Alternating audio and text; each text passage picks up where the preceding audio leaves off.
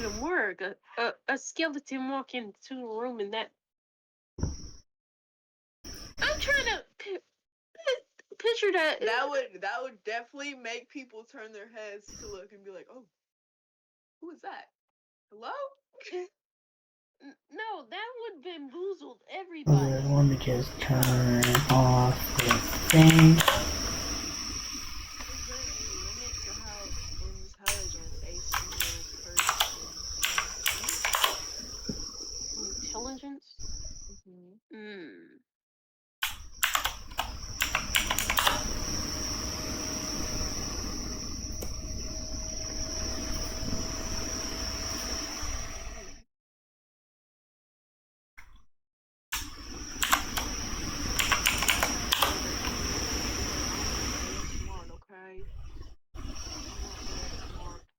I forget half the things I always often do, or who I talk to. Yeah, exactly. So Today we are watching some Nickravely.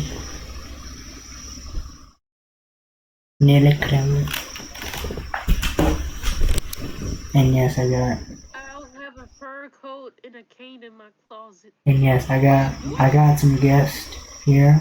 They streaming on their screen. Say hello, blah blah. And Milky. You mean Mooey the cow? Yes, Milky. I said Milky. Why did I say Milky? But yeah, say hello, Hot Liquid and Louie. Say hello. Say hello.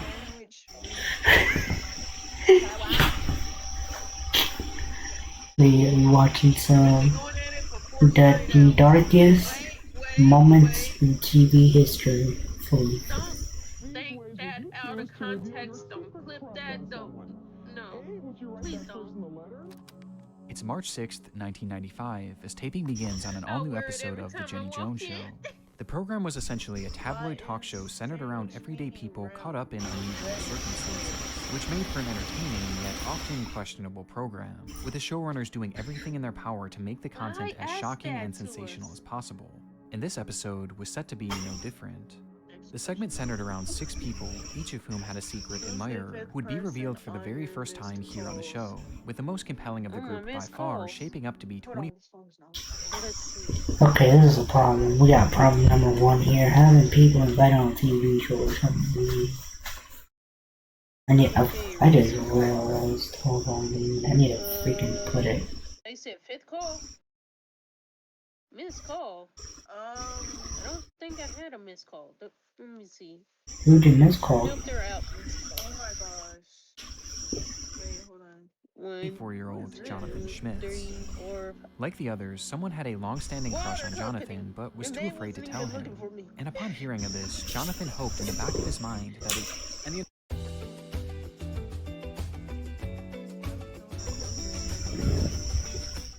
unfortunate truth behind why hearing as to how the That's my final guess. though he was in for quite a shock. I don't The twist of the episode was that Jonathan's secret admirer was actually a man named... Why are you running? Why are you running? Okay, so you telling me that Jonathan's secret admirer was a man? Damn, it's about to get some tea in this bitch. Scott Amador. And his name is Scott? Damn, bro. Okay, we about to go on down. We about to go downhill in this call. About to go down here. Copy the link. The two were actually good friends, though Scott had never once mentioned having any sort of romantic interest in him, due to the fact that Jonathan was straight and had never given any sort of indication otherwise, setting the scene for what was surely going to be a shocking reveal. A reveal that the crowd just couldn't wait to see. B, would you tell the person in private in case he rejects you? Or C, would you tell that person that you're gay and you hope he is on national television? Is your ex part of the League of Exes? No. I don't even know. I'm not even gonna say anything about... The host, Jenny Jones, starts by talking to Scott and a mutual friend, inquiring as to how this crush began in the first place. I want you now to meet Donna and Scott. Now, Donna has been helping Scott pursue his secret crush on John. John's backstage. He can't hear us. How bad... This is a bad idea, bro. If I told one of my friends, to say, "Hey, yo, I'm being invited to a TV show. I think it's past 20 though. You gonna join with me in some shit?" And it's like, heck yeah. I'm not even sure. I don't even know. Which this is a bad idea, bro. In the face and it hurts. Are you weak or strong? Oh, come on. It was a joke from Scotty Pilgrim. Yeah, we know. Yeah. What's your most hated mod?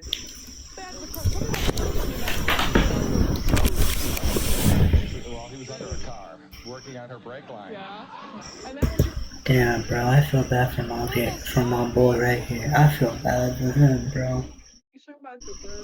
First time, what was your first Any impression? type of car that has two doors. Yeah. Well, I only saw the lower I don't half of know. it, so you can imagine. True. What is that? No idea. Oh my god, bro. It's because That's not good. Before she begins to dig even deeper, pushing Scott to disclose as much graphic personal information as possible, just to make things that much more entertaining, and his answers do not disappoint. Okay, you think about it, you have fantasies about it? I've had a couple, yeah. Yeah, you had when he was under the car, you had a fantasy about it. Yeah, something to do with like brake oil, line snapping, and You have another one. Oh my god, bro, you gotta calm down by chilling about brake lights and oils, goddamn. That involved you were in a hammock or something. Tell us about that fantasy. yeah, I thought about tying him up to my hammock. and it knocks down somebody. Would it stop to help him? Damn, bro. With all of Scott's secrets now out in the open, it was time to bring out the man himself, the object of Scott's affection, I don't know. who had absolutely no idea what he was walking into. Oh my god.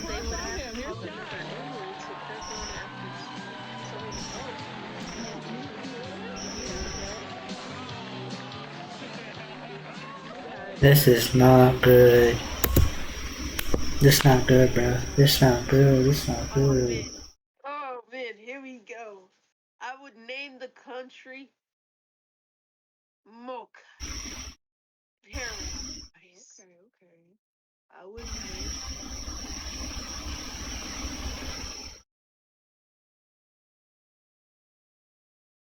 No, because I feel like if I said anything of what I'm thinking, y'all are gonna probably.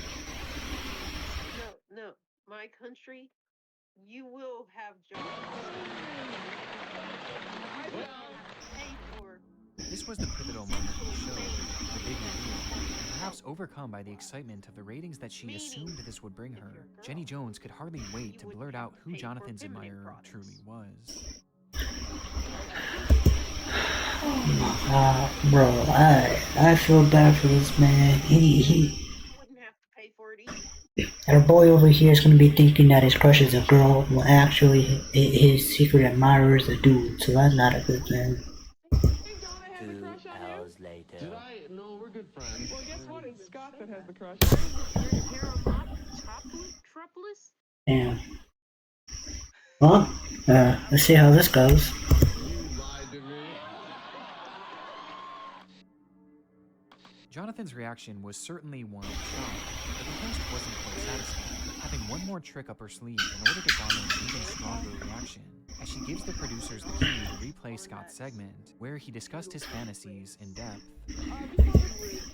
Oh my god, this poor man. His shit getting replayed, bro. What the fuck? This ain't not good, bro. That's not good. That's not good. Take a look at it. Show a little playback of what Scott said about you, John. Take a look at that monitor right down here? there. Well, it entails like whipped cream and champagne, stuff like that. God damn, bro. From here, the segment comes to a close, with Jonathan reaffirming that he is in fact straight, thus dashing Scott's hopes of ever dating the man. Did you have any idea that Can you tell us what your status is? I mean, you involved with anybody? Or? No, but Damn, bro. Get off stage and deal with the messy aftermath of a revelation like this, done on a stage like that. But despite the obvious awkwardness, it actually seemed like both parties took it pretty well, with Jonathan even taking Scott out for dinner that very night. Okay. So, we got exposed himself that his friend had feelings for the man, but they made up. That's a good thing. Night to smooth things over. Peace. He stated that he was Let's go, bro. just not interested. I mean, you let my boy down easy, which is a good thing. However, the civility wouldn't last long. 3 days later. Oh boy. Oh, this is not good. Okay, calm down, okay? Okay, why did you do that?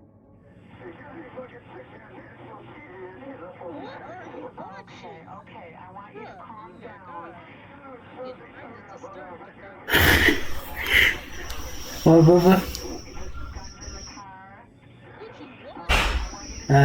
What I said in the fucking thing, it says in the thing I'm watching some spooky shit. So yeah.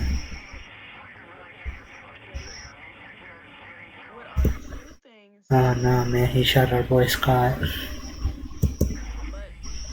very strange when you do Oh my god, bro. Say it at the time, the truth was that Jonathan was left shaken and embarrassed by what had happened on the Jenny Jones show. And despite the fact that the program at this point hadn't even aired yet, it was weighing heavily on his mind, just knowing that it would soon be seen by people he knew. And this feeling was only intensified due to the fact that Scott was seemingly not taking no for an answer, leaving a note on Jonathan's door just 3 days later. Shit! If you want to turn this off, you'll have to use a tool.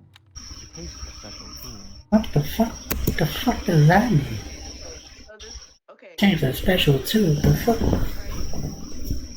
There's no worse Bruh. The moment Jonathan read it was the moment he made his mind up. He was going to kill Scott Amador. He left his house right then and there and purchased a shotgun, which he used to break down Scott's door, approaching the man and firing 2 shots at point blank range. He killed my boy Scott. What the fuck, man? What the fuck, man? I got nothing to say. Killing Scott instantly. With his mission accomplished, Jonathan sped away from the scene, calling the police shortly after and confessing to everything. Me. I'm reading your comments. What do you mean you're reading my comments? You want to? I'm confused about what the heck you're talking about reading my comments.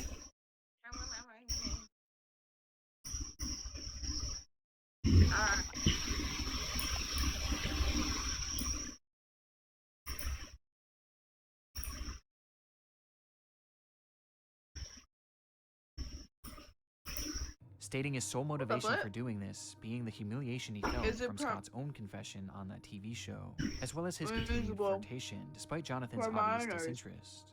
Though clearly this was no excuse to kill, and as a result, Jonathan was arrested and given 22 years in prison, from which he was released back in 2017. Due to the fallout from this episode, it was pulled from the lineup before it even made it to air. But today, the full recording can be found across the internet, giving us a look at the stage on which a killer was made, and a scene that has now become immortalized. So basically, long story short, this man confessed that he's gay for his friend and then he freaking died. Yeah, bro.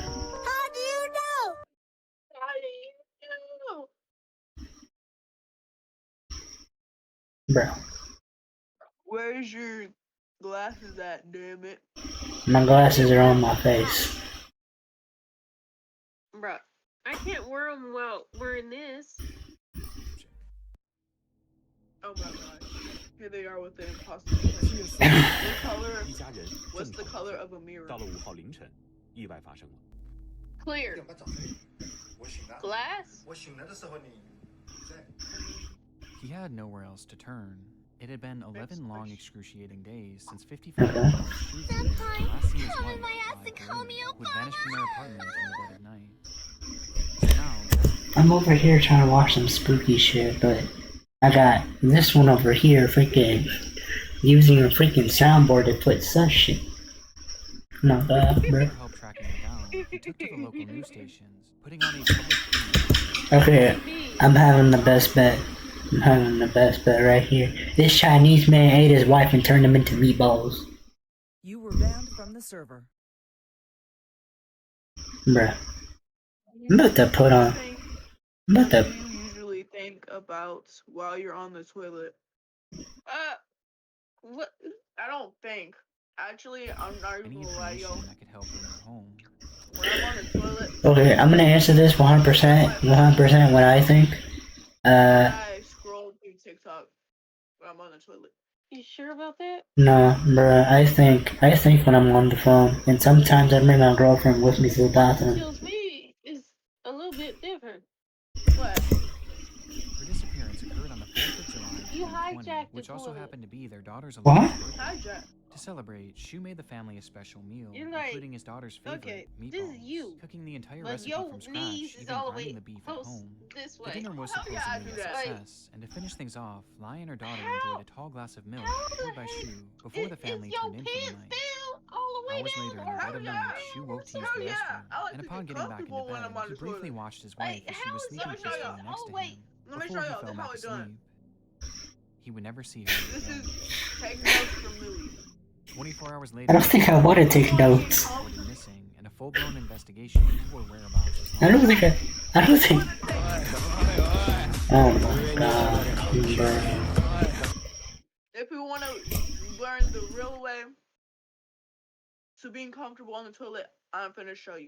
No, Not like that. Not no, like that. no, no. I'm good. This is how you do it. You ready? Well, that's Put your something you knees don't want to hear every day. on the toilet like this, and you're comfortable. I'm putting on something different. Where's the playlist? So what I do is when I'm on the toilet like this, I get on my phone, I start scrolling on Playlist. TikTok, so I'm comfortable. And then when I'm done, I take my pants that are on the ground and I put them back on.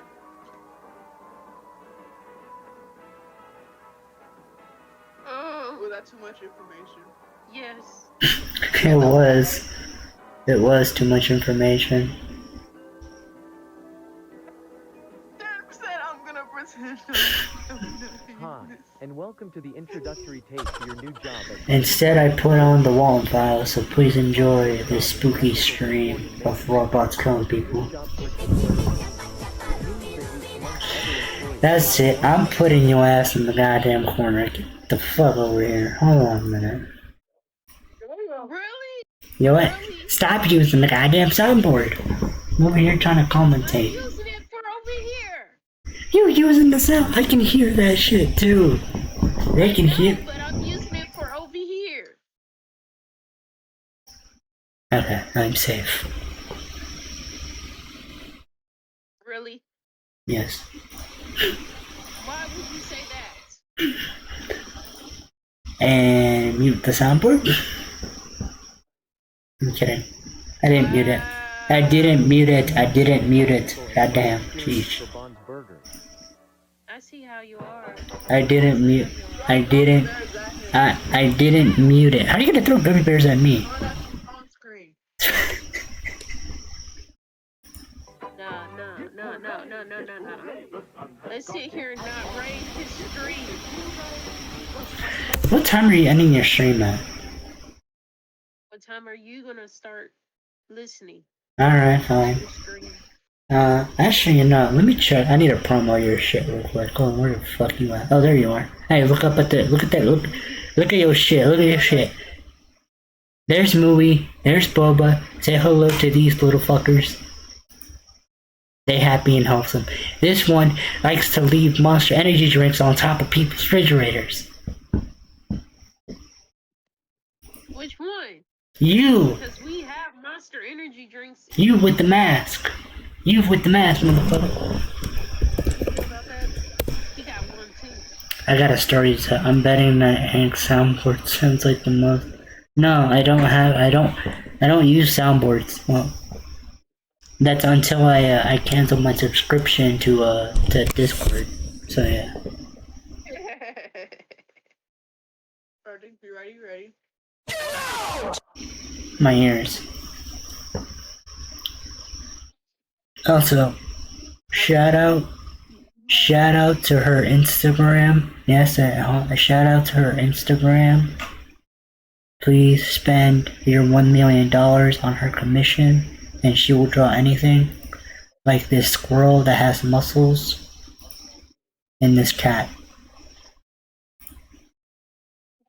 Why is he jealous about that? It sounds like he's jealous. Why is he jealous about it? Why your phone is in my head? It is, bro. It's humping her hair. Don't be laughing at my face. I'm confused. It's humping her hair. Literally.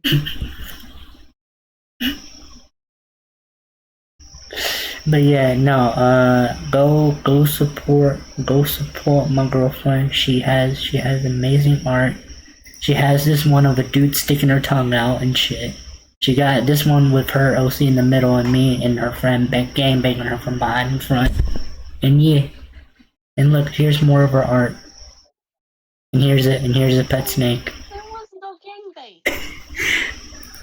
She also does these edits, which are pretty cool, so please go follow her Instagram. Her Insta is I am Boba Mocha. And yes, and she has, and please, wait, where the fuck is your throne shit? What? I gotta find your throne shit. I gotta find it. Where the fuck is? It's in the thing links. You gotta click on the card thing. If you see the card thing, it got every link there is possible.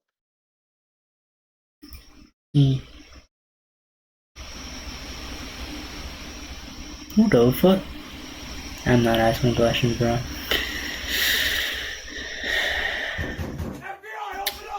Depending on what game the art looks sus, but yeah, she drew that. Don't worry.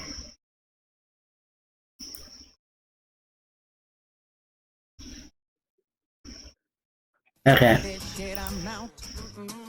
Yeah, please go check out my girlfriend's throne room. She is saving up and she's funding money for her PC setup. And then she got all this kinky shit that's on her throne room. So yeah. She even got that body pillow. Well, she got 2 body pillows, but yeah. But yeah. Why the fuck is there a Nintendo Switch Lite? Why? I'm not asking bullshit. But yeah, please go support my girlfriend. Separated into columns. Me. You see the columns saying streams Me. and everything else. Cosplays and stuff like that. Me.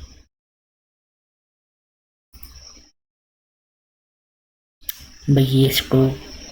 But yeah, please. And all of us.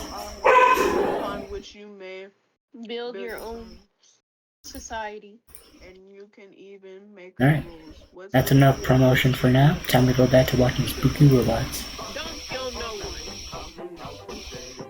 My rule would be What's this one?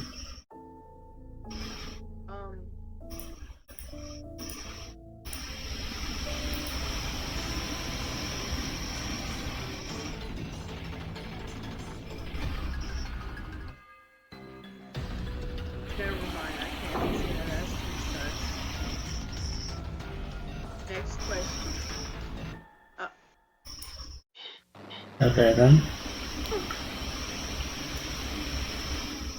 Why should keep on pulling out the meat? I need something to drink, bro. Hold on.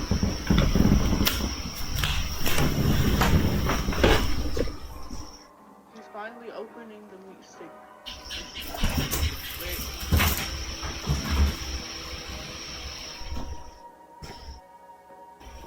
And welcome to the introductory Funny Smiles Incorporated. You have applied for a job in technical support and maintenance. What does this job particularly mean? It means that you, amongst other employees, are the one who will take care of creating a magical and fun experience for Bond's Burger. Has been discovered.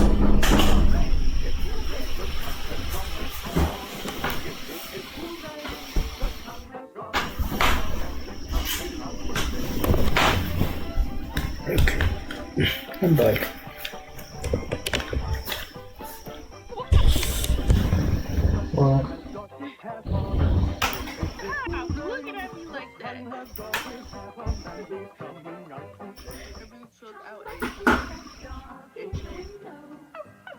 I think I broke it.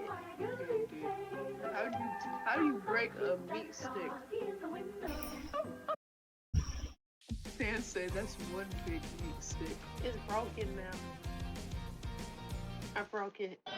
You have another You one broke that. that involved you were in a hammock or something. Tell us about that fantasy. Yeah, I thought about tying him up to my hammock. Now it's time to eat it.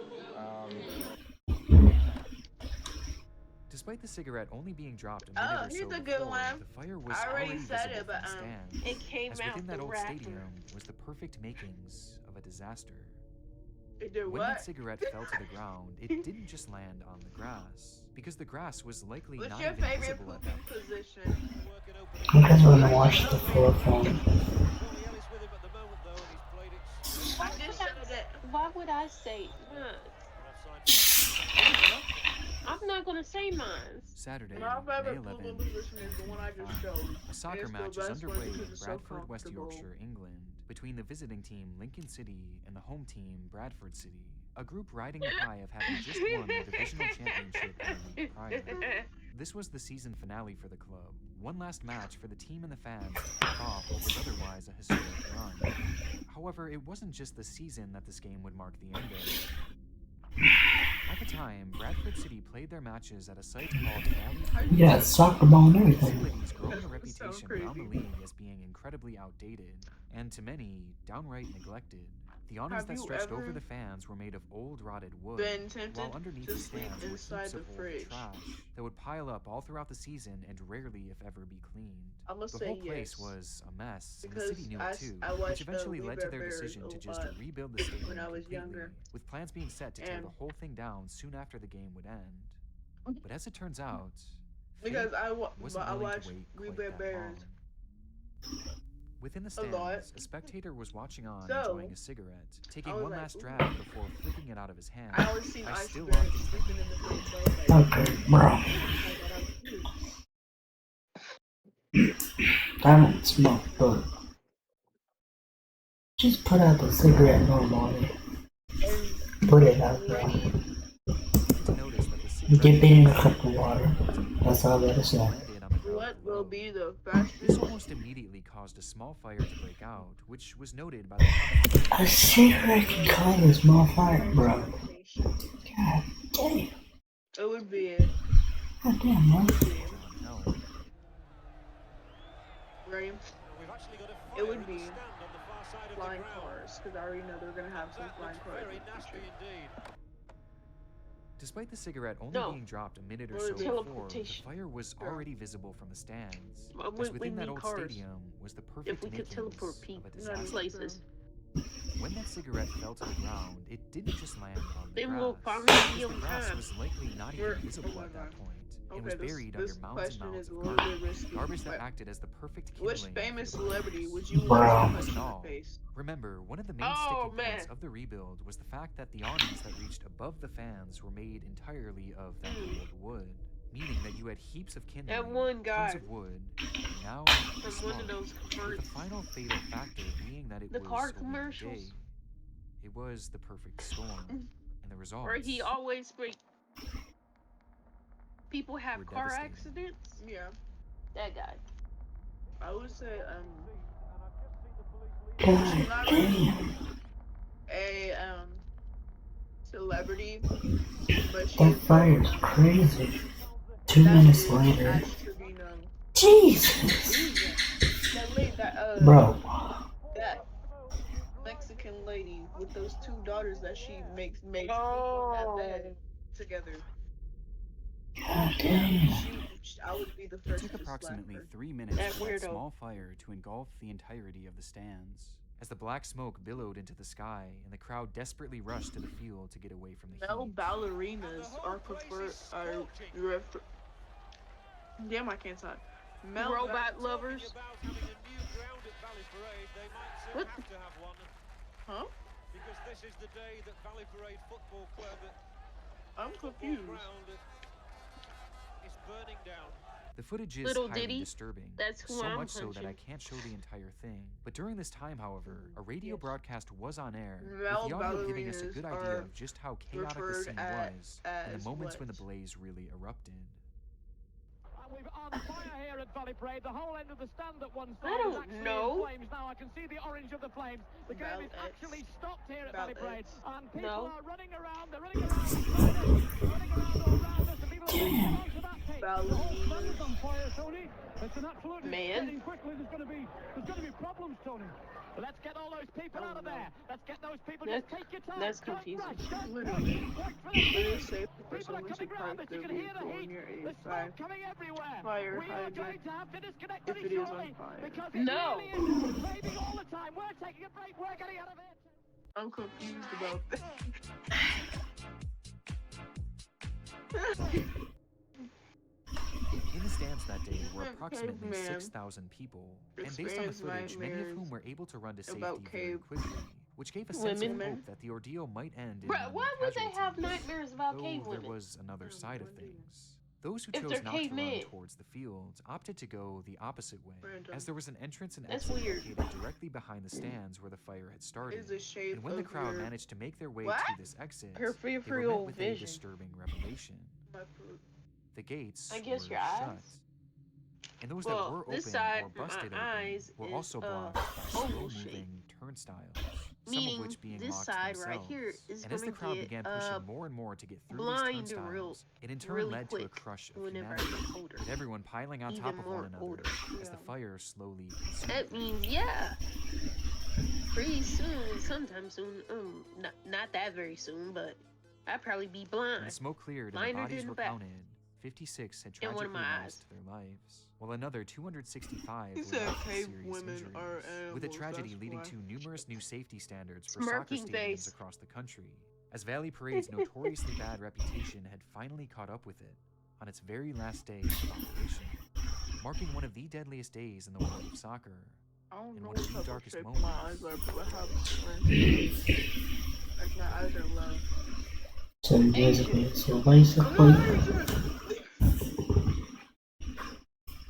But you do have adopted. one drag from a cigarette burned down a whole stadium in a minute. Bodies are being dragged Remember? away from Mom that said that stadium. Grandpa Recorded the adopted man's an actions Asian as he guy. was taping a special program.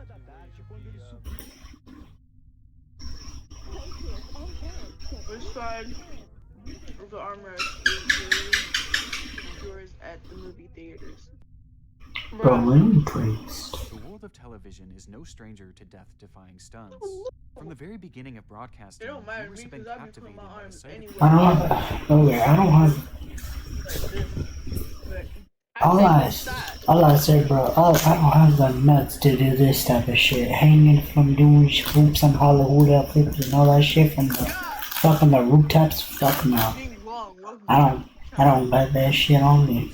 Impossible spectacles. Look at you, Sam. But while most of these performances are Did done you by just- trained professionals, perhaps one of the No. strangest television stunts Oh, ever damn. performed Blur was that one done out. by a man with Oh. hardly What? Blur that out. Boy, what up? Antonio Carly. Boy, what up?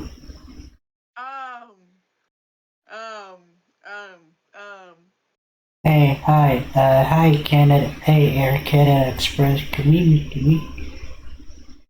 we request a YouTube video? Yeah, sure, I don't mind. It is my favorite YouTube channel. What the heck? Oh, I'm reading this. It is by my favorite YouTube channel, Number 2.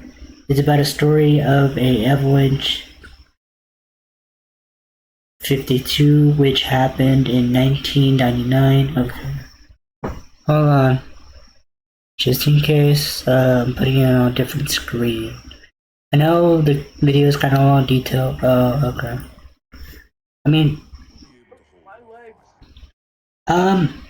yeah, I mean, that's okay.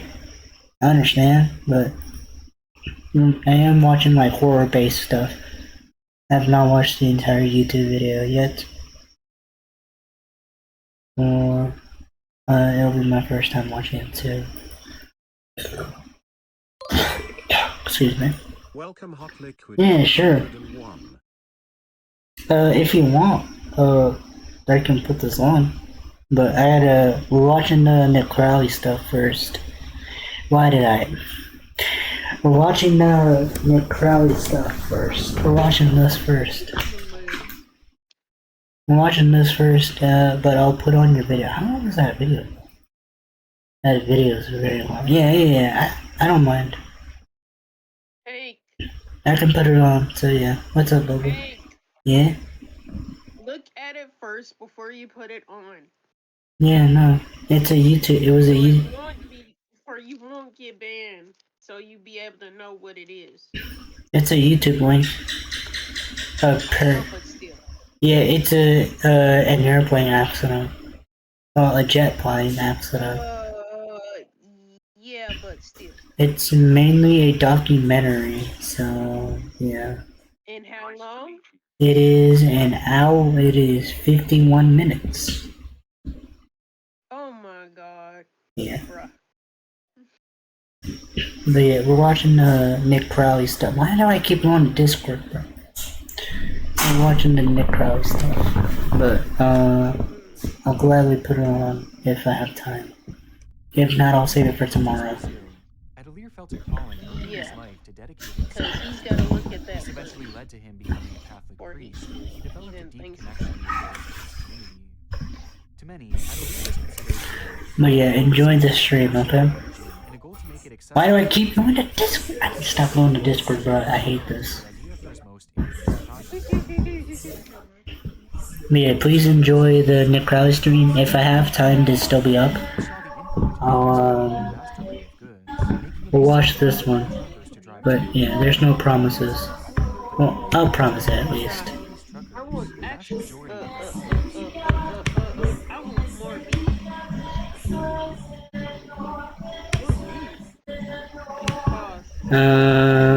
you know what? We'll watch a bit of it. We'll watch a bit of it. We'll at least watch it a little bit. I repeat, not clip that. I swear if you clip that. Okay. Go there and take your tips off. Because the situation that they are now in is anything. The airspace around New York City is some of the busiest and most complex in the world. With 3 major national airports just 10 miles from each other and 35 further smaller airports in the surrounding area, the system has been developed to keep air traffic flowing efficiently and safely into the region, making it essentially the 8th wonder of the world. This system hardly anything ever goes wrong. Passengers on Avianca Flight 652 day back in 1990 had no idea that they were about to become the exception to that rule. Avianca is flag carrier and the second oldest continuously operating airline in the world after Bro, I'm getting airplane ads. That he found back in in the island. 1980s and early 1990s, Avianca operated a fleet consisting of 3 Boeing fleets with the 747 and long-haul flights, the 727 for short haul, and for the mid-range routes, they used the by then already antiquated Boeing 707. The 4-engine narrow-body 707 was the first really successful jet liner when it entered service back in 1958, which I've actually covered over on my second channel, Never Now. But while the 707 was revolutionary when it came out, by 1990 it was considered a bit of a dinosaur. Here, clip it. Operated the 707-320 Charlie, which is the longest range version with a range of more than 6,000 nautical miles. Hold on, let me fix this real quick. Oh my god. Let me just fix it real quick and then, yeah. Okay. My tree would be and this made it ideal for Avianca's 4 times daily direct service from Colombia to New York's John F. Kennedy International Airport. Hey, Out of at these least flights, they don't chop 3 those went from Bogota, and 1 from Medellin, and that one, the one from Medellin, had flight number 05. I'm hungry. On the afternoon of the 25th of January 1990, 3 pilots and 6 cabin crew were therefore preparing the 707 for takeoff from Medellin, following a short 1-hour hop from Bogota. In command of the flight was a 51-year-old captain who had been flying for Avianca since 1962, during which time he had earned a wide selection of type ratings and 16,787 hours of flying time, including about 1,500 on the 707. The first officer Who's that Subway? and had a total of 1,837 hours, of which just 64 were on the 707, so there was quite a seniority difference between the two. In fact, the captain had joined Avianca only 3 months after the first officer was born. And then last but not least, the third flight crew member was a 45-year-old flight engineer who was actually the most experienced of the type, 10,134 total hours, including 3,000 on the 707. Oh, hey, dog. Oh, hey, dog. What's up?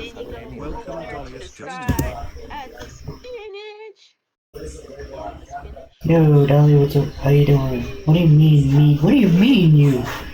Who are you talking to? Cucumbers. Yeah. But by modern standards, Who are you talking to, Lolly? Like that, Avianca, for example, did not yet instruct its crews in the principles of Yo, what's up? resource management, which is a set of strategies that we pilots use to ensure that we're making proper use of every crew member's knowledge, opinions, and awareness. On top of that, there were also some issues with the language. Oh, yeah. Sorry. I have it on low for a reason. And apparently the captain of this flight didn't speak enough English to feel comfortable talking to American air traffic controllers, which is something How's that? soon ended up playing a role. Anyway, back at the aircraft, since this was a route stop, the pilots wouldn't have needed to review the technical log, since they had already done that when they started their duty back in Bogota. But they knew from that previous flight that this 22-year-old airplane had a number of potentially significant deferred technical issues. Most significantly, the autopilot was placarded as inoperative, which in itself isn't really a problem. We pilots are perfectly capable of hand-flying the aircraft if needed, but this did mean that the workload during the flight would be higher than normal, especially on a really long flight like this one.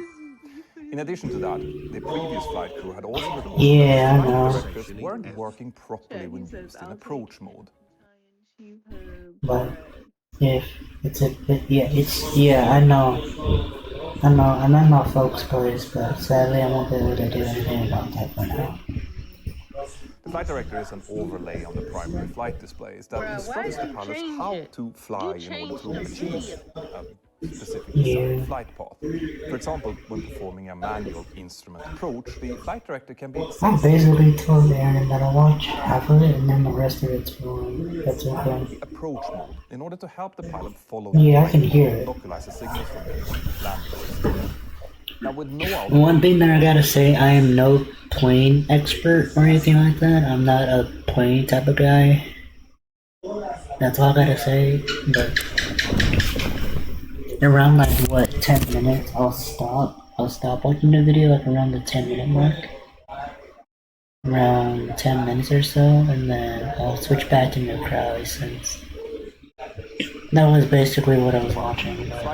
Watch the rest tomorrow. ILS approach would instead have to be flown using what we call raw data.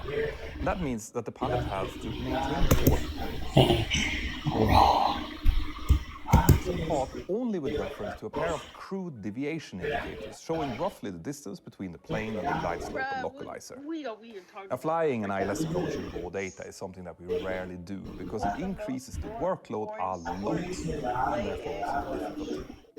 Anyway, back in Medellin, the cabin crew now aboard the last few passengers, bringing the total number of passengers up to 149, plus the 9 crew members. And whilst the cabin crew were doing that, the flight crew received the dispatch paperwork and the flight plan from the Avianca dispatcher.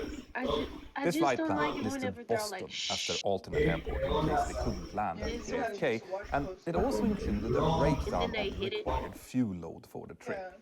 The requirements used by Avianca stated that the flight had to have enough fuel to taxi to the runway, take off, then fly to its destination, make a missed approach there, then fly to Boston, hold for 30 minutes at 1,500 feet, and then land. All this plus reserve fuel equal to 10% of the total flight time between Medellin and New York. This meant that for the 4-hour and 40-minute flight to New York, a minimum of 6 hours and 8 minutes of fuel was actually required. and that's about 73,900 pounds. And also, to add an extra safety margin, Avianca company policy was to add more fuel above the minimum until the aircraft reached its maximum takeoff weight for the intended takeoff runway. So with the planned takeoff from runway 36 at Medellin, the flight crew were able to uplift a total of 82,000 pounds of fuel, which 1,500 would be burned during taxi, bringing the aircraft down to its maximum takeoff weight. So as far as the flight crew were concerned, they had taken on quite a lot more fuel than required, so they likely thought that they would be more than ready for any type of contingency that they might encounter. But having said that, they actually had no idea of the true severity of the situation that was now developing over the destination. Now, before we dive deeper into this story, I want to take a moment to talk about something that I find a bit frustrating. See, my work takes me all over the world, so whether it's for this channel, as a pilot, or on vacation, travel is a big topic in the description below if you're trying them out. Yes! 052 even departed from Medellin. The Central Flow Control Facility, or Flow Control for short, is the nerve center of America's air traffic network, determining how US airspace is used on a macro level. Flow Control's primary job is to ensure that demand matches capacity at major US airports in real time as conditions fluctuate. Now, during periods of bad weather, the number of airplanes that an airport can accept decreases, since low visibility might prevent some runways from being used, or high winds might force controllers to use increased spacing between all of the aircraft approach. And this means that the number of flights... Air Canada Express, I'm going to watch more of this tomorrow. If you're wanting to come back here tomorrow, I will promise you that I'll continue watching this video. If you're gonna show up tomorrow, just remind me in the chat. It's just watching like horror and spooky stuff like this shit about a priest, but a woman priest or something like that. I don't mean to upset you, man, but you know. And this rarely, Funny if thing ever, is, allowed them I to don't even practice like their sports. You don't like sports? That's sad. At a trucker's rest stop right in Paris. You don't like sports, Sims? Damn. Which would allow for drivers to stop and worship while they're going. In theory, I this guess seems I like a can great never idea. take a baseball game or a football game. Chapel and Probably could take you to a dodgeball. possible with just his sound, making the whole thing seem like more of a dream than anything. I can beat anybody in dodgeball. Which is when he had... He was going to create a public spectacle. One where he would attach himself to hundreds of human beings and take off into the sky in a process known as balloon thrusting. Believe it or not, this was actually a somewhat well-known stunt at the time, as whose footage was shown on numerous television stations a few hours prior to I don't know. inspired by this. Let's see. Viewed the chapel. Record of 19 hours in the air. Used the publicity to get no experience whatsoever. He had gone skydiving numerous times before, though, and that would help him to break the record in no time.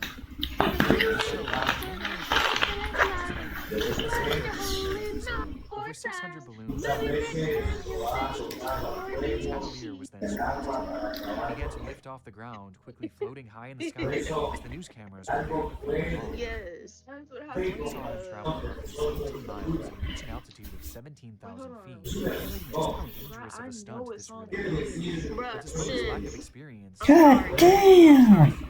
You're gonna be losing at dodgeball. marking the You end know of why? his first successful flight. God damn!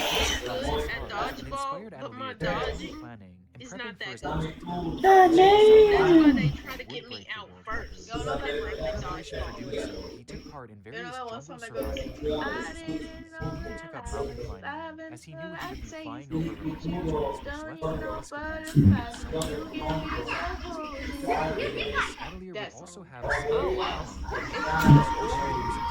help track his location and all the systems should he was going. But seemed that Atelier wasn't going to do anything, but on April 20th, 2008, this crowd gathered around to see this man take his surrender. The weather began to turn cold and Okay, harsh. next During his question. first fight, the snow was mostly empty most of the time, but on this day, it was screaming and the rain was falling hard. What fruit would I be? Putting the whole snow to bed.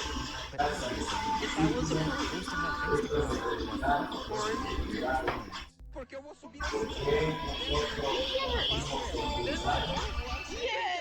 He spent some time to convince him to push things back. He knew that he was there for his team, and this was his chance to secure funding for his dream. Viajar a cerca de 5.000 metros de altitude. Lá em cima, estará no telefone He celular. said pineapple. How and why? Why pineapple? Quando ele subiu, levado por 1000 balões de gás. Strawberries. Soared quickly into the sky, where he eventually disappeared into those thick rain clouds. Oh yeah, okay, next question. Those clouds made it practically I'm sorry. Next question. Which was further exasperated by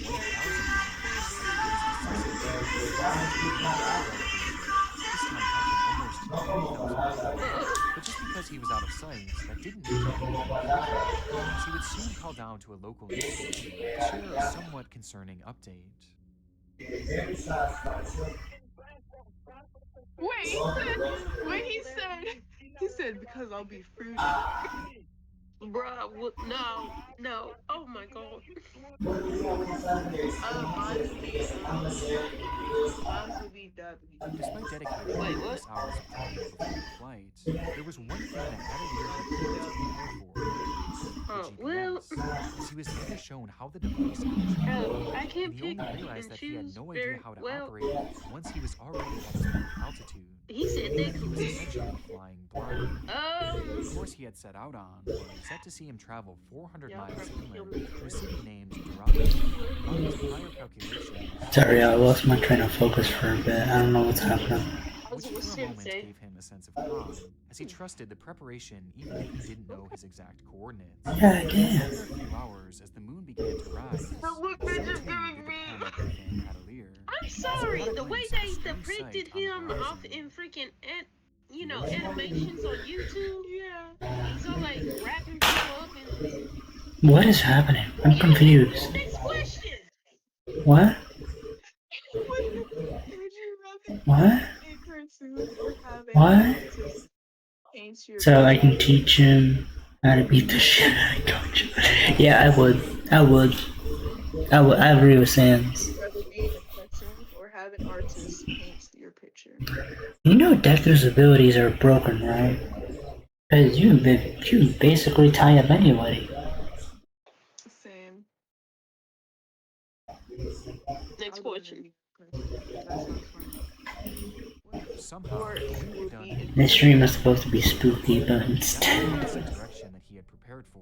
And before he knew it, he was flying directly over the sea, with no way of stopping himself from The really next slowing sport will himself be down, as he was now flying alone into pitch blackness. VTuber. Atelier called his Volleyball. team and requested my they God, send that would rescue, be but there was no way to give his exact That would location. be And by this point, he Her was already character is nearly playing 3 hours freaking out to sea. volleyball like this. After being just 8 hours into his 20-hour flight, the ground team Just would lose imagine contact with Kenji trying to Atelier do after receiving a message from him begging for his rescue. His hair just He would never falls be off. heard from again. And away. I'll be Another laughing. priest trying to Oh my break God. away No from lie. the If most y'all can hours easily, someone clip that, please. I want someone to do The that. subsequent search No for lie. Atelier was I broadcast want to across see the that. world. In Media dubbing him as the Balloon King. VTuber life. And after nearly 9 days of searching, the only sign of the man was his balloons. They were found detached. What is the weirdest thing you have ever There being eaten? no sign of the priest. Weirdest thing I ever eaten? Leaving his fate as a Ketchup with total mystery. honey bun. At least. Wow, oh my god, bro. You disgusting. No, no. I did not. You eat hot sauce with watermelon. I don't give two shits. I'm Hispanic. I have the rights to do that. But you eating fucking fucking honey bun with ketchup? Ew, bro. Ew. What's wrong with you?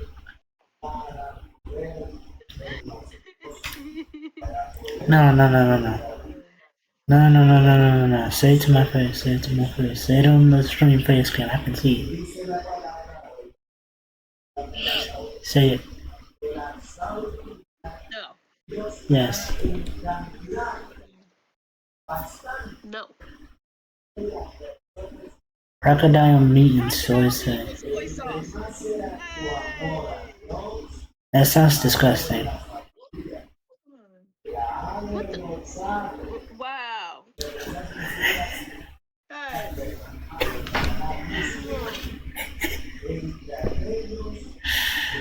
Hey. I'm just fucking with y'all. Yeah, his does sound normal. Offshore oil we spot something floating in the water. And upon closer inspection, it can be identified as a body.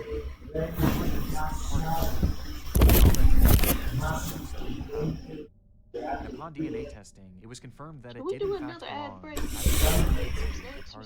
who likely crashed into the water and drowned, only to be picked away at by various predators of the ocean. Ad break right now. Thus, increased the saga in a tragic, yet for many, So, in this part of the video, a guy running a church wanted to do promotion for his church, but ended up dying as a balloon. Damn. Another choice was steak meat. Bits. What's snake meat? What is snake meat? I'm looking that up, bro. I'm looking up snake.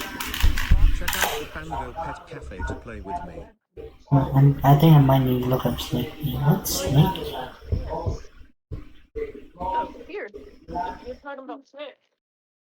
Oh my god. Use my chopsticks and bowl if you want. It's in my room. Traffic and wear light colored clothing for quicker recognition by approaching drivers.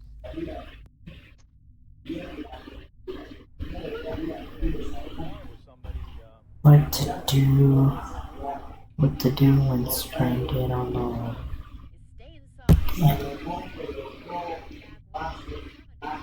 It was the waning days of 1986. News station NBC7 San Diego reports and broadcasts a PSA segment about safety on the roads, and specifically what to do if your car breaks down at night. This may seem like a fairly random topic, but for residents of San Diego, fears were rising over just how safe their highways were. As just a few days prior, a 20-year-old college student named Carrie was missing, only for her car to be found pulled over onto the shoulder of the bridge, where underneath, police would find her body, having been strangled brutally and tossed over the side to the ground below. Understandably, residents were concerned, with many assuming that she had ran into car trouble and likely exited her vehicle to get help, only to be kidnapped and killed by nearby motorists. To do this, NBC7 thought this segment would be effective in educating those out there in hopes of avoiding another situation like Kara's, especially considering at this point Kara was still somewhere out there. For the video, they even had a highway patrol officer come out to share his tips. Robbed if you're all the way you could be killed. Once you get in the car, you're as well as a man whose car had broken down when they were filming. Do you realize how dangerous it is? Yes, I realize. In fact, I was putting the gas in. 18 minutes came by and almost appeared relatively harmless, with the main messaging being to contact authorities and wait for their assistance rather than trusting a stranger. But still, this did little to calm the public's nerves, as paranoia rippled through the community, and speculation began to run rampant on who was responsible for Kara's death, which is when disturbing allegations began to emerge. Following this report, 24 separate women would come forward to share their bizarre encounters they had had on that very same road in which Kara was found. The girls claim that they were pulled over by a police officer who interrogated them in their cars for upwards of 2 hours. And the questions being asked prior to this weren't even relevant to the alleged violations they had committed. Instead, they were more personal, and sexual, as if the man was trying to seduce them. Disgusting. Disgusting, bro. That's disgusting. And it got stranger from there, as when looking into that cop's work record, it was discovered that he was on patrol the night in which Kara had gone missing, and he just so happened to be working that very same stretch of highway. And making things even more concerning was the fact that underneath Kara's fingernails were traces of what appeared to be fabric that matched the material used to make police uniforms. And even in the officer's trunk was heavy rope, with it eventually being revealed that Kara had rope marks around her neck, implying that that's how she was killed. What does make these accounts so important and so relevant to the topic at hand was the fact that the officer being believed by every single one of these women was a man named Craig Allen Pyre. Night is difficult, And once you get into a car with somebody, Because if you do decide to walk, CHP says you never know who you may meet along the road. anything can happen. The very same officer shown in the news report. It would eventually be revealed that on December 27, 1986, Craig Allen Pyre pulled over Kara Knotts, flirted with her, strangled her, and then threw her body off a bridge. Only 2 days later, Jesus Christ. appear on this PSA and try and teach the public how to avoid being kidnapped and killed alongside of the highway. All the way to where you could be killed. Once you get in that other person's car, you're at their mercy. Strangers should offer assistance. Tell them to call police or CHP. Stay in the vehicle, lock all the doors, turn on the emergency flash, wait for help. It's so incredibly haunting to watch this segment back, especially considering what he's saying, knowing that he was quite literally the cause of the crime that inspired the segment to begin with. Just 2 weeks after the program aired, Officer Craig Pyre would be arrested for the murder of Kara Knotts, where he was eventually sentenced to 25 years to life in prison.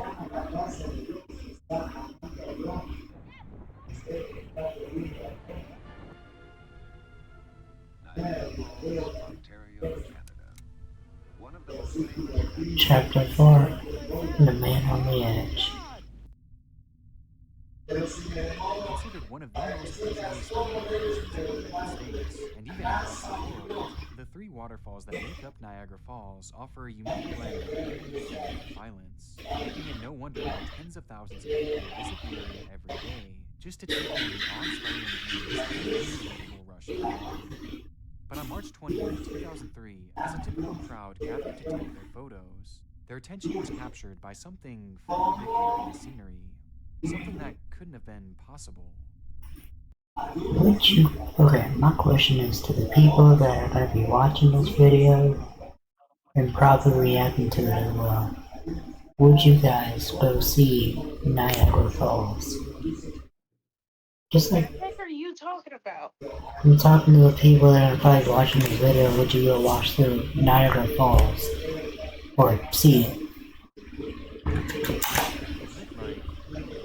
Water. He wasn't being swept over, and he wasn't moving at all. He was just standing there, at the very edge of the falls, staring off into oblivion. Police were immediately called to the scene as a panic arose, and within minutes, residents... He was just standing there menacingly. Along with a cameraman from the news station.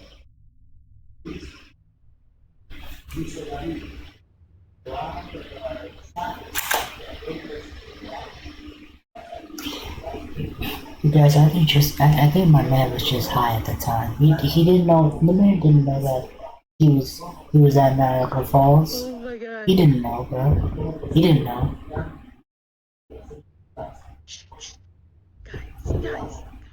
Guys, shh. Don't tell Sid, don't tell Hank this. The footage shows that this had been an impossible scenario. He just hit affiliate. Come on now. He's able to do channel points now. Hey. Wait, what? He's able to do channel points now. Hey. Oh, I need a chair, I need a chair. Round of applause. Congrats. And it's on the 7th of May. That means next year, 7th of May, will be your first Twitch anniversary. Congrats, babe. You did it. You did it. Right.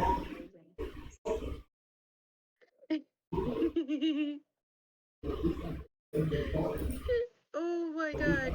I can't believe it. He actually did it. He did it. He made it this far. Where'd you even get that? I pulled it on my app.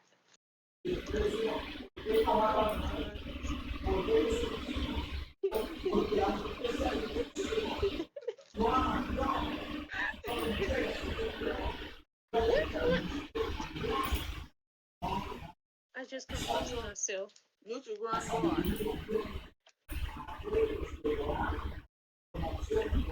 He said, Hank, the fanboy did it. Let's go. Nice to meet you. I'm Fox. Bruh, me is confused as fuck, cause I haven't got nothing about it. Yeah, I guess they finally did it tonight, I guess. But they haven't sent it to you yet by official, but you know. I see the channel points there, but yeah. I see it. Yeah. You should probably be getting it soon, though. Yeah, hopefully. But congratulations, Hank. How do you feel? At least I got affiliate. I'm happy. Unsure of how the man could make it in water, or how it was even possible for him to stay upright, rescue workers sprang into action with two men, Pop Moriarty and Gary Corella, sliding into the water and attempting to walk towards him. I knew we were going to get hit by red Just socks. too much. What the fuck? Back, while the man yelled to them We that he lost. was losing his strength and did not let him go over. We got creamed by red socks. To aid in the rescue, a helicopter was sent in to try and airlift the man up, but immediately the force of the rotors began to create strong gusts of wind, leading We got creamed by red this. socks, man. By the way, these are my PJs. I hope y'all like my PJs. Wonder Woman. Bro, our boy fell over. He went over! Now the man lay there, feet dangling over the edge of the falls, as the freezing cold water pelted him relentlessly. By this point, that man had already been in the water for over 1 hour, and his grip was slowly slipping. And so, in a last-ditch prayer, a rescue worker inside the helicopter decided to toss a life preserver, knowing that this would likely be their final shot at saving him. And miraculously, the current caught it and brought it directly to him. With every bit of strength he had left, the man would let go of the rock he was clinging to and lunge towards the preserver, grabbing a hold of it as crews on shore began to pull him to safety. I don't know what I would do. Or at least, they thought. As he was being towed to shore, the man approached what looked to be land, though in actuality, this was an ice shelf that extended out over the water, meaning that the black line you see here isn't it's actually honking land, outside. but instead a small opening between the sheet of ice and the water itself. And within that small opening, the rapids were raging at tenfold due to the increased pressure of the small size. And so, while the man was being pulled towards rescue, we should do a he was poll. almost immediately Hold sucked on. underneath, Let's do a pinning poll. him in an immovable Alright. situation. Okay, Moriarty and Corella knew that they had to engage once more, or else the man was certainly going to drown, with their testimony later on showing just how dire the situation had become.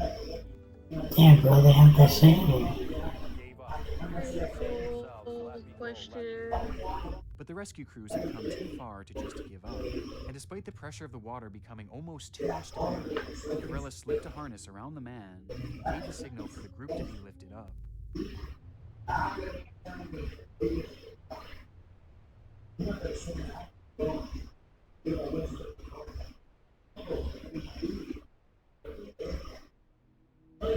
People say that marketing is dead. Absolutely. Everyone is missing is that Bro, these ads. Somehow, they had all done the impossible. And with the victim now on solid ground, he was taken to a nearby hospital where, despite suffering from Yeah, let's go. You saved them. making it one of the most incredible rescues ever shown on television. But with the victim now safe, it was time to figure out what exactly had happened.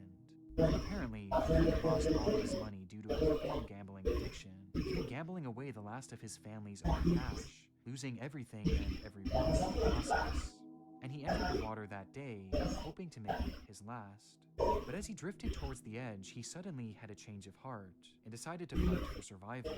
And somehow, when trying to stop himself, his foot became lodged in between two rocks, which also aided in shielding him from the rushing current, allowing him not only to stay there, but to stand upright.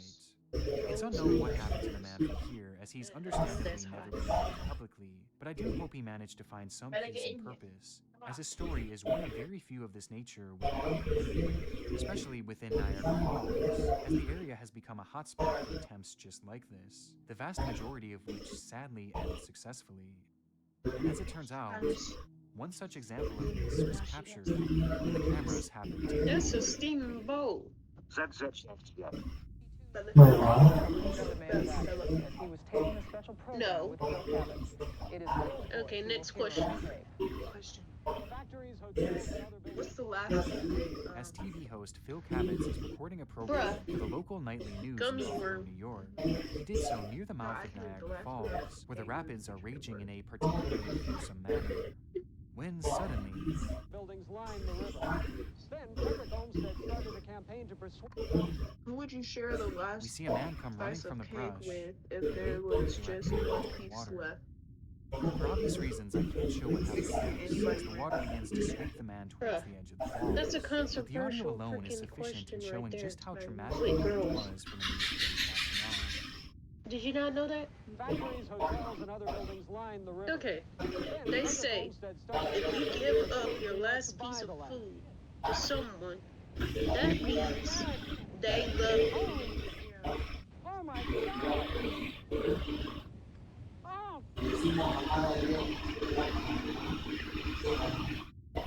As they watched him flow, the man was dragged to the edge I don't want and then that. swept I don't want to sit there and answer going that. over head first and standing no chance of survival. According to the report, the man was never identified and his body was never found, likely having been pinned by the impossible force of the wall at the bottom. But what I find most chilling about this video is the fact that it's only simply been archived in this poor quality, which makes deciphering details about it incredibly difficult. However, there were many who watched the program on TV the day after, as the news station actually aired this footage for the world to see. And one particular account has come to me since the moment I first read it. I remember seeing this when it was first broadcast. Freaked me the hell out. It wasn't a worn-out video back then. What? But I looked at the news crew and into the camera when they started yelling. Creepy as hell. Despite being known for its beauty, there is a dark side to this amazing location, and one that has become, and likely will remain, no stranger to the world of television. Damn, bro. Alright, let's continue with the darkest corners of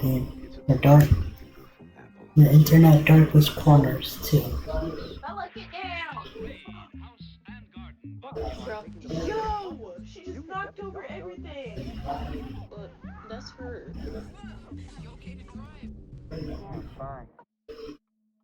Friends betraying me. Oh, dang.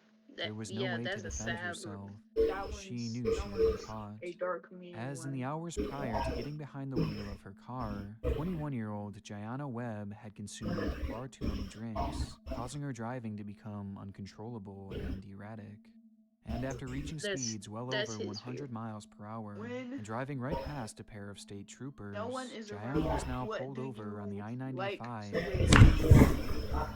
Bro, I keep This is the last YouTube video I'm watching. Officers Martin Mack and Brandon Sisko, as she sat one breathalyzer away from facing legal action for her poor decision. But just as the officers began conversing with the intoxicated woman, their attention would soon be called elsewhere, as an urgent call was made to the radio, alerting them that a pedestrian had been wandering by foot on that very highway just 2 miles ahead. Unaware at this point that Gianna was in fact inebriated, I and would have assuming worn the my pedestrian onesie. was a far more pressing Teenage concern, Mutant the Ninja officers Turtle sprang into onesie. action and sped away into the night, allowing Gianna to leave freely and breathe the ultimate sigh of relief. Okay, I'm betting that's not gonna be good for the lady. Clearly she had dodged a bullet, but rather than being thankful that she had avoided certain and serious trying to legal go in your ramifications, the incident instead seemed to inflate her ego, as she immediately took to Twitter, still parked on the side of the road, writing in a braggadocious manner, Don't you jump on here, I got hot food. As strange of a response as this may have been, to narrowly avoiding a life-changing arrest, Bella, this was we are surprisingly not trying to on take brand you for to a vet. Gianna, as between incessant posting about how much she loves to drink, she would also tweet, "If you ask me, I'm the best drunk driver ever." This was clearly a pattern for Gianna, a normalized action, as she believed that she was fully capable of driving drunk, and also that she was actually good at it, which is not only incredibly frightening, but also the truth. Immediately after tweeting this message out, Gianna would again speed off into the night, having gotten away with her drunk driving once more. Though, ironically, just minutes later, she would again approach those very same officers that had just pulled her over, as well as that very pedestrian they were trying to help. Only this time, there was a problem. She was going far too fast, and was impaired to the point that her reaction time was severely delayed. She quickly began to swerve out of control, and by that point, there was no stopping. And in an instant, Gianna would careen her vehicle directly into Officers Martin Mack and Brandon Sisko, as well as that same pedestrian they were attempting to save, striking all three at unimaginable speeds. As the car finally came to a stop, all three of the men lay motionless on the pavement. None of them were alive, with the only survivor of the incident being Gianna, the best drunk driver ever. Yeah. I want to be that one funny villain. God damn! Wait, you know that one villain from the Minion movie? That is insane. I would probably want to be the villain that's from. I'm sorry, I have to say it. Phineas and Ferb. Kind, stupid Ferb. Yeah. Oh my god. March 30th, 2017, a disturbing video begins circulating across Twitter, showing a woman hanging out of a window, clinging on for dear life with one hand. Below her was 7 stories of nothing, leading to concrete ground and metal. Certain death for anyone unfortunate enough to fall from that height. Understandably, the woman is crying and begging to be saved, yelling over and over again to "hold me, hold me." What'd you add?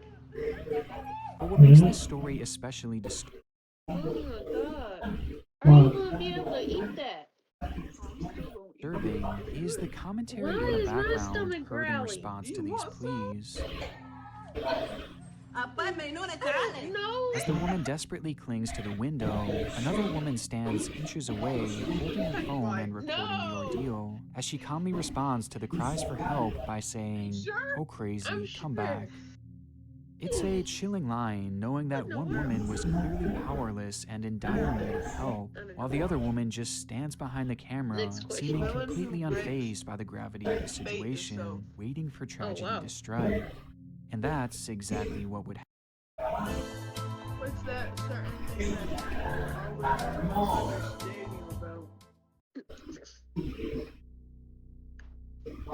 Throughout my time here on YouTube, I've spent countless hours searching for dark, obscure content from all across the web, and out of all my morbid findings, only about 1% of them have actually been turned into videos. This happens for a few reasons, like some of the material.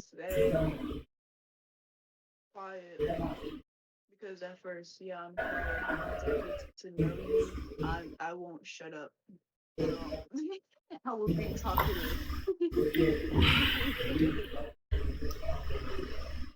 Okay, where's okay.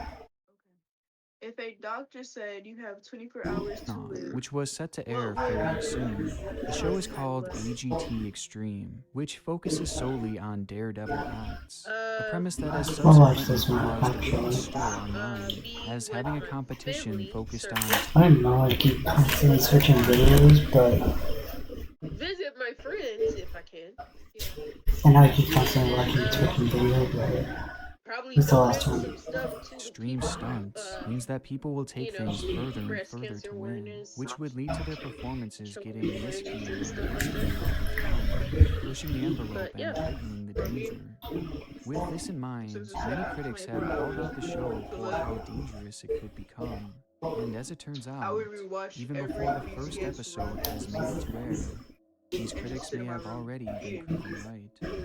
On the 15th of October 2021, TMZ would publish an article outlining an incident that had recently happened on the set of the show. The accident supposedly involved 41-year-old Jonathan Goodwin, a man who had performed on AGT before, where he attempted other life-threatening challenges, all of which had gone off without a hitch. This time it was different. The article wrote, Jonathan Goodwin, a daredevil stuntman on the new America's Got Talent Extreme, suffered brutal injuries after a stunt he attempted went horribly wrong, and it was so bad, people on set thought he was dead. The article would then go on to explain the stunt that Jonathan had attempted to perform. So basically you tell me that they thought that this man was dead after he did a stunt, huh? Let's see what it is. And how exactly We're gonna see what it is. 70 feet in the air in a straitjacket, hanging by his feet from a wire. Two cars were suspended on either side of him, spinning back and forth. The stunt was for Goodwin to free himself from the restraints, and then fall on an air mattress and avoid getting crushed by the cars as they swung in the air. Then something went horribly wrong. The cars smashed together, sandwiching Goodwin in between them. The impact caused the cars to explode, erupting in a gigantic fireball. Goodwin fell to the ground and Yes, they his want head. another real life. The article then mentions that Jonathan's exact conditions weren't known, but that his injuries had been Even though incredibly Fox is severe standing on and top to of be your airlifted head, to a nearby trauma unit. The scene described Mel, why sounded you peeking around absolutely crazy, as the stunt Goodwin had performed sounded unlike anything I've ever seen before. And following the release of the story, curious readers wanted to know more, as they wondered whether the ordeal was filmed, and if that footage would ever get released. But according to the article, this had happened on the day of rehearsal, meaning that there was no live studio audience, and the cameras potentially weren't even rolling. And even if the show had been filmed, it seemed highly unlikely that they would ever choose to release this footage. However, as it turns out, during the whole event, another camera had actually been recording on set that day, which just so happened to capture the entire thing. It's unclear who was behind the camera, though many believe that it was likely a staff member who had pulled out their phone to film the act. And somewhat unsurprisingly, just days after the initial report, this very video would emerge, quickly spreading to practically every social media site across the internet. Dom, I'm sorry, but I would have to go with Chris the King. The cars are then seen colliding together with extreme force, as Goodwin is pinned between them. At that exact moment, the pyrotechnics in both... God damn, bro, that was his stunt? Oh, crap. Off, causing a massive explosion. Jonathan would then collapse 40 feet to the ground below, falling head first. The video is horrifying, and it's easy to understand why people on set thought Goodwin had perished, as every time I watched the clip, I couldn't imagine how anyone could survive such a devastating incident. But shockingly, Goodwin would actually regain consciousness that very day, despite suffering serious injuries like 2 broken legs and burns throughout his body. He doesn't appear to be in critical condition anymore, as he's even taken to his Instagram page to let his fans know that he's going to be okay. And though his road to a full recovery is clearly going to be difficult, it's still amazing to see him alive and in such good spirits. Following the news breaking on this story, and the video finding its way around the internet, America's Got Talent has halted production on the show, and it's currently unclear where they will go from here, or if they do decide to carry on with its production. I personally find it likely that this won't be the last time we see. I'm wondering how that man was not dead because he got. Well, obviously. I'm wondering how the heck he's not dead because he was crushed in between two cars, and then those two cars exploded. How the fuck is that man not dead? What the hell, man? That is crazy. Well, our next story takes us to... I'm concerned about this one. I'm concerned, bro. It says the walls we share. Back in September. I'm checking the screen. What's going on the screen?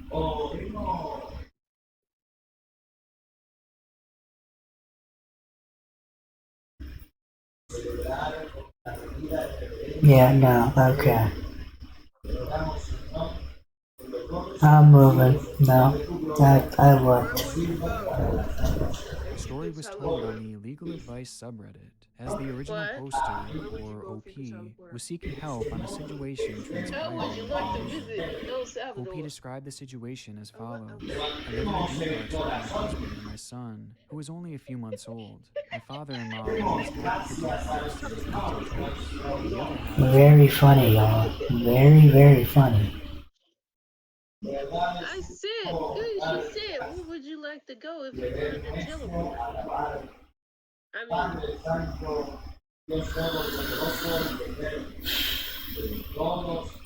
mean, it would probably be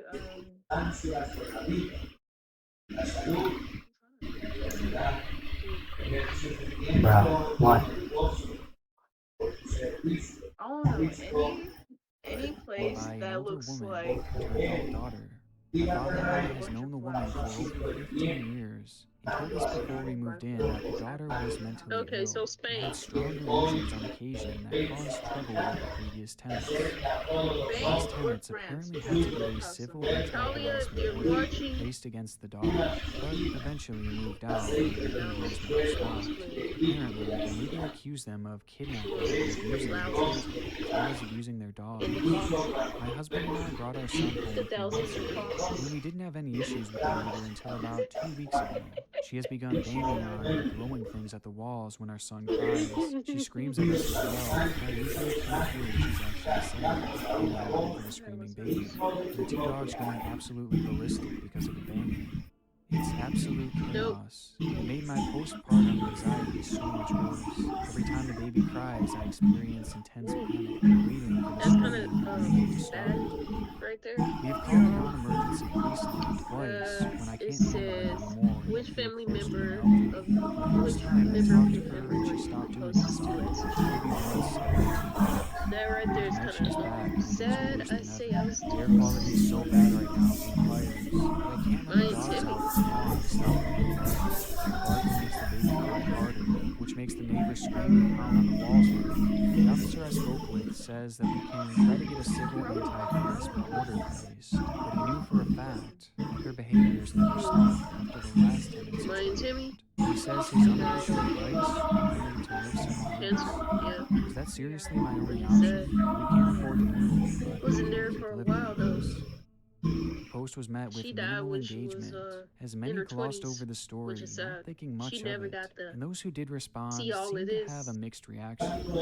Some actually sympathized with their neighbor, as sharing the wall with the screaming baby would obviously not be a situation, and especially for someone with a mental illness who seems to react negatively to loud stimuli. While others found the neighbor's response to be fairly worrisome, as it was clear that the behavior had been escalated. But whichever side these commenters took, they all seemed to be in agreement on one thing, that there wasn't much OP could do, other than simply move out. With that, the post quickly faded into obscurity, with no resolution to be found, quickly being lost in the endless content of Reddit.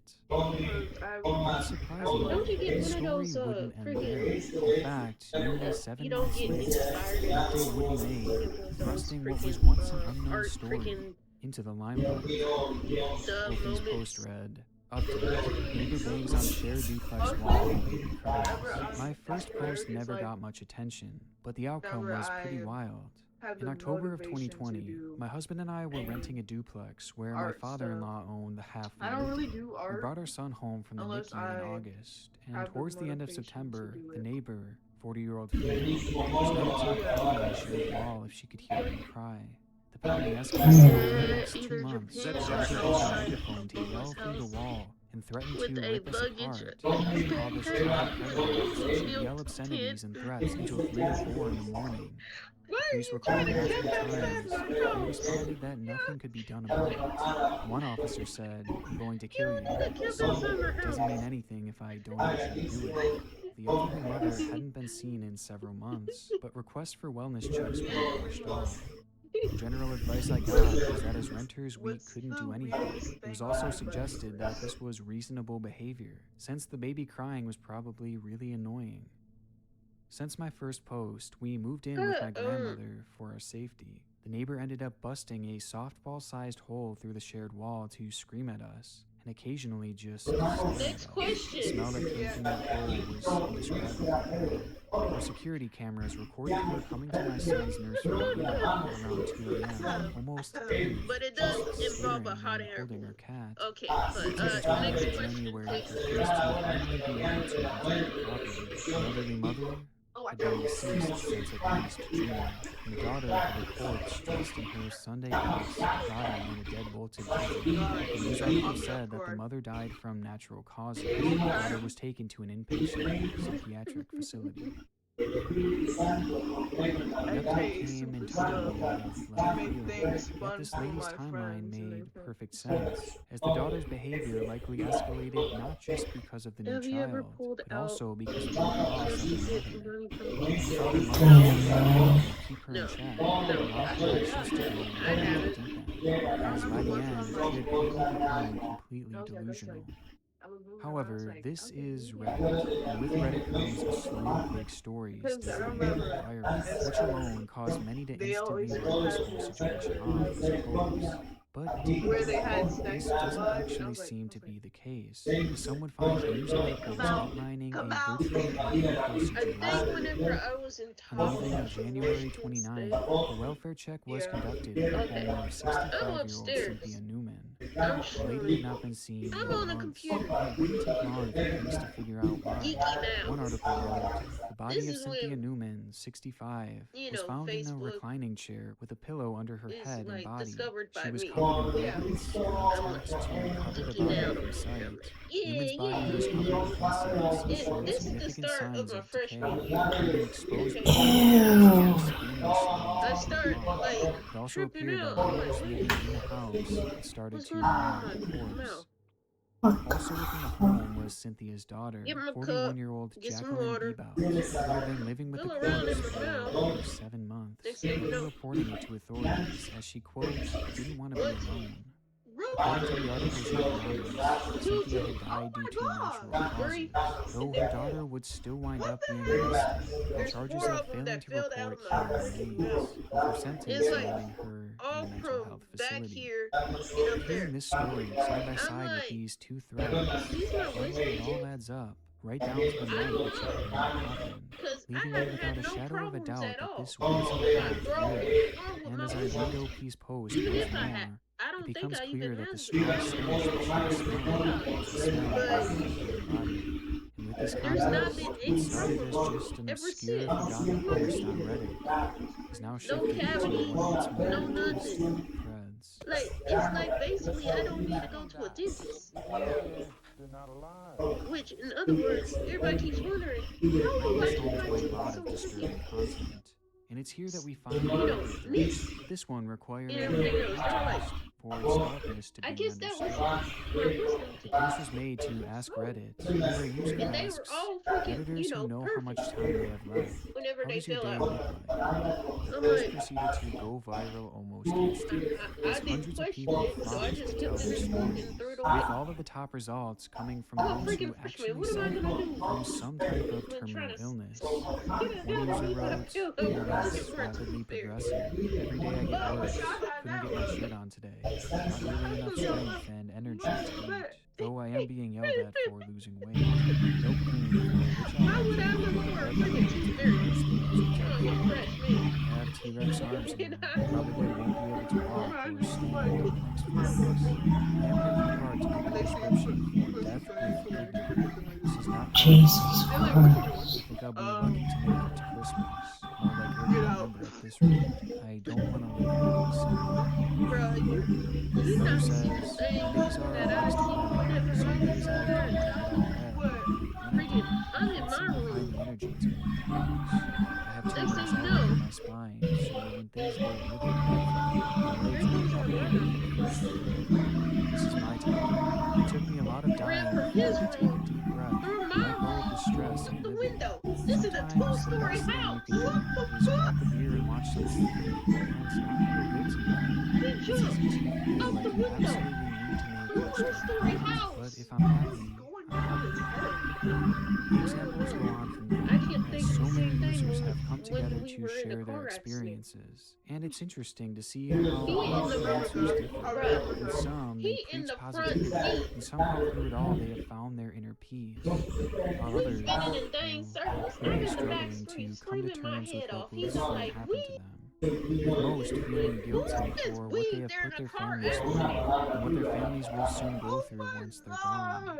It's all just I have PTSD from and that. unfortunately, it's far worse than I described. As I've left out one And our devastating cousin note, freaking sit there with and that being covered that this thread is actually his over freaking 5 years face old. right here. Those accounts that So had shared their the air, stories, you know, both good and airbag bad, gonna hit him in the have head. now fallen silent, He leaving the protected accounts him, responsible for practically but his all of the arm top ended up, stories in bleeding this thread because that. abandoned, Me, with no updates in years. I'm shaking because I This see thread a is no arm longer a group of people right in sharing front of my what face. their last days were like. It's showing what their My last feet days is all did red look from like, ice. as it appears that the vast majority I'm of them like, are no longer with us, ain't nobody succumbing to the see. fate that they knew was around the corner, leaving this as, in my opinion, I'm one happy of the that most he didn't get painful hacked threads from I've ever carrying the started. dang unit for too long.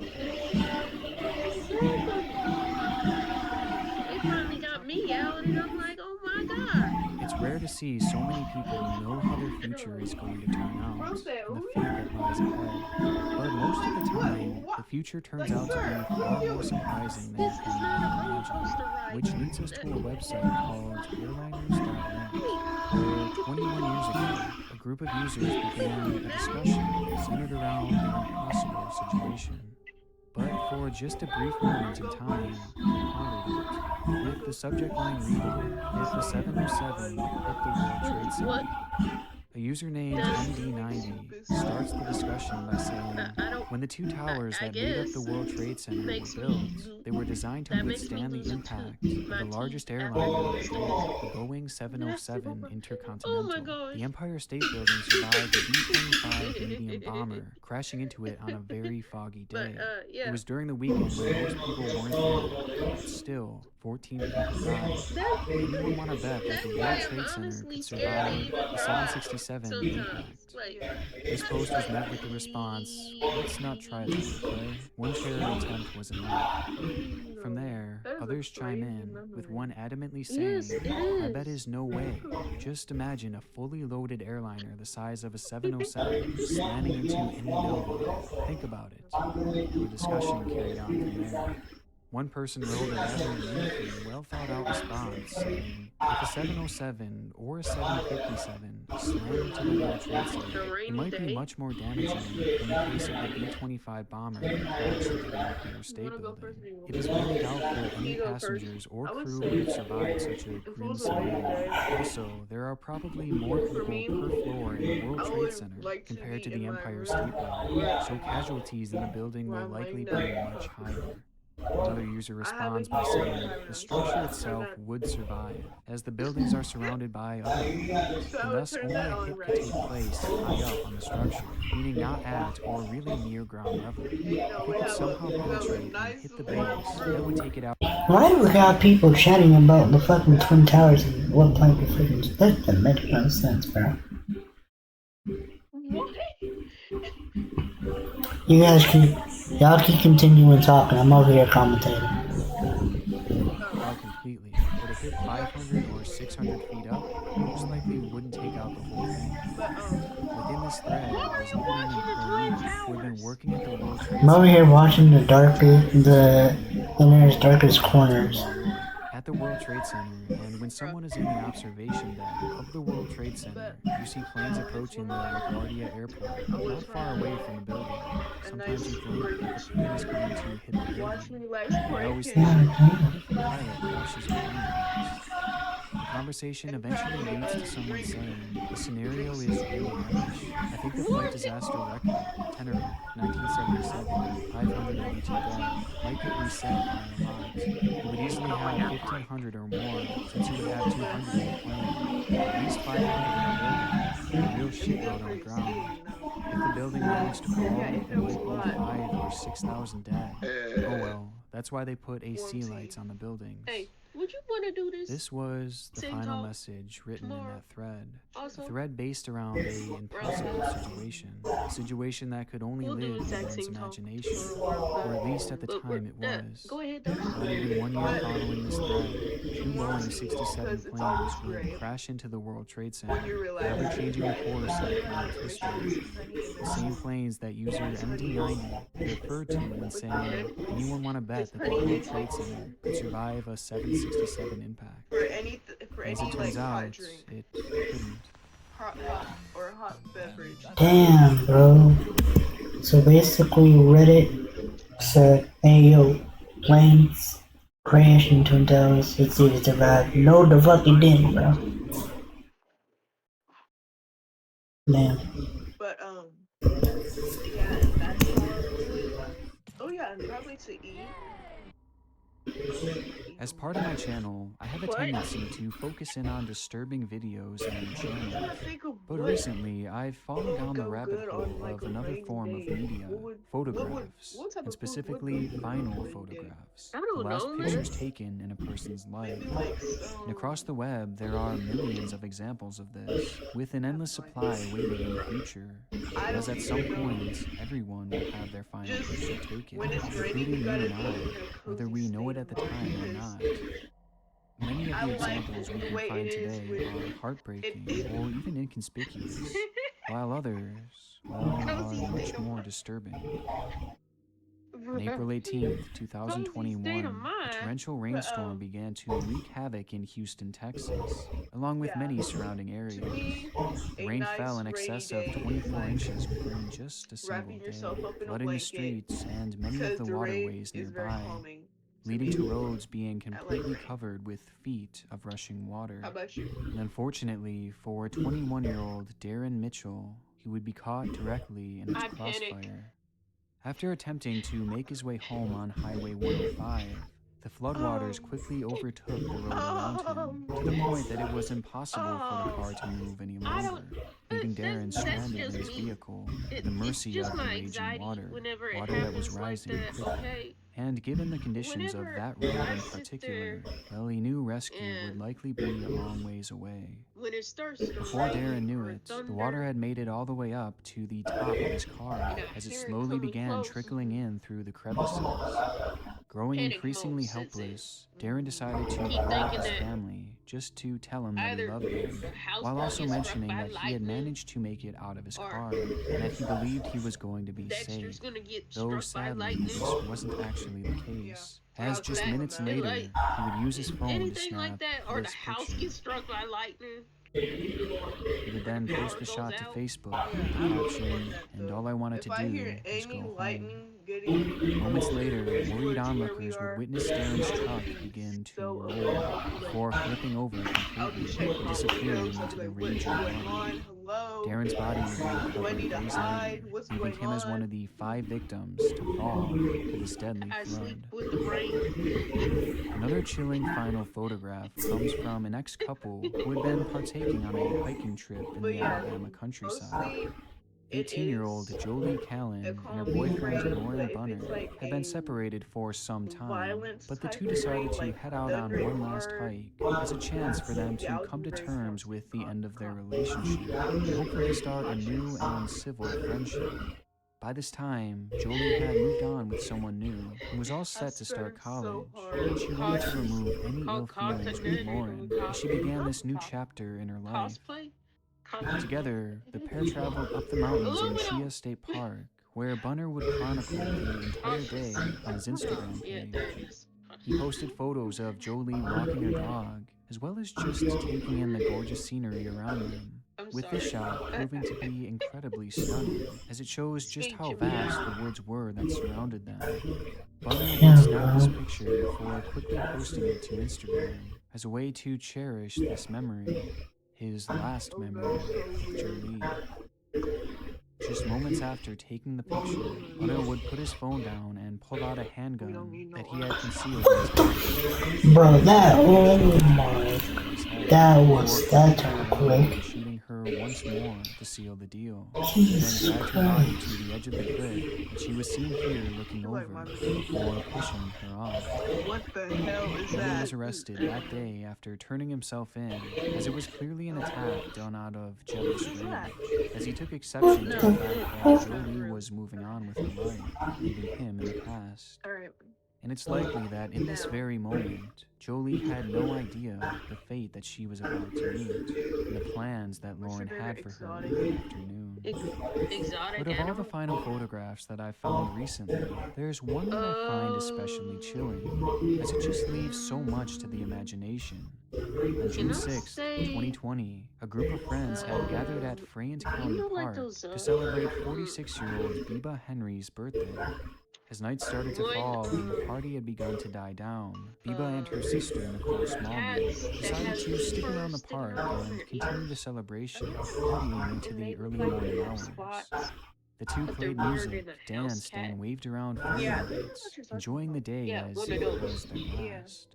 And wanting to document the festivities, the ladies would set up one of their phones and begin photographing themselves. The phone was connected to a clicker that the girls would use to snap over 100 pictures, documenting their nights in this dark wooded area. Go ahead, Zeus. Drive me down now. Why he's holding a dang freaking pipe thing?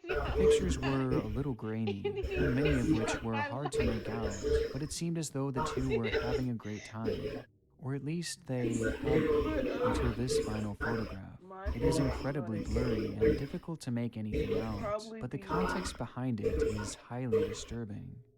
Just comparing it to the photograph taken right beforehand, it appears as though both subjects had been posing for a photo before quickly turning to their left at the same time, almost as if something off camera had caught their attention and even startled them. You can see Nicole Smallman looking to her left, and the body of Biba Henry turning that way as well. But besides that, nothing else can really be made out, which makes it all the more bizarre once it's revealed that this would be their last photograph, as the two would be found hours later, having suffered over 30 stab wounds, with their bodies being hidden under nearby brush. The two women had been brutally murdered.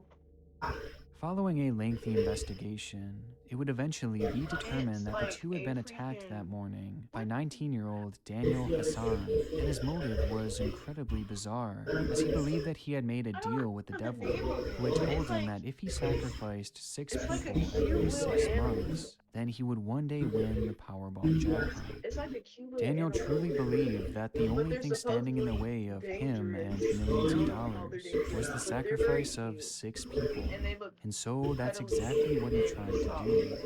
On the afternoon of Biba Henry's birthday, Daniel had seen their group in the park celebrate, and when the crowd dispersed to just 2 people, he decided it would be the perfect chance to perform his sacrifice.